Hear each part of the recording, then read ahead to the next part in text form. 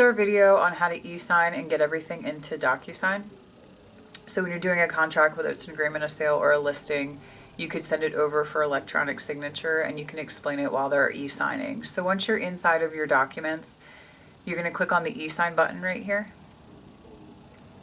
It's going to ask you which forms you want to sign. Obviously, if you're doing a reply to inspection, you're not sending everything, but at this point, let's just go ahead and select everything. All of your documents show up on the right-hand side here. We can click the next button.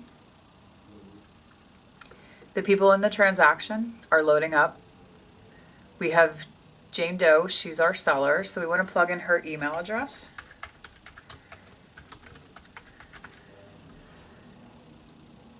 Our email address comes across because we're in here as a profile.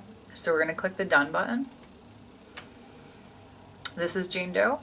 We're going to click Next over here on the right hand side. You do have to have pop-ups available because this is going to pull a pop-up on you. It's going to log right into Docusign for us because you put your credentials in already.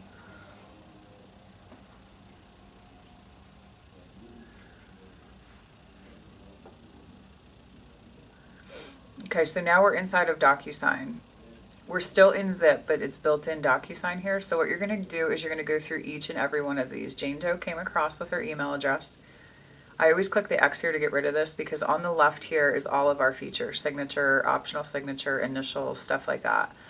So I'm just going to go down each page and scan through here and make sure that my signature and my initials are exactly where they're supposed to be on every single document.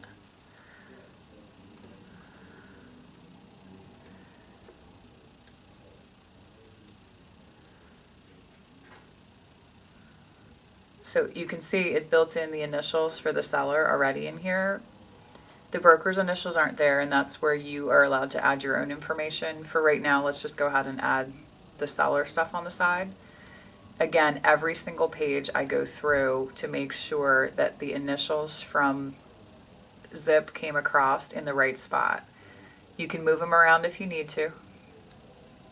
You can also add if you need to. So if you've added something to the contract that needs to be initialed, you forgot to put the home warranty or something like that in, you can add it in here, and then you can just simply take the signature feature or the initial box and drag it over here.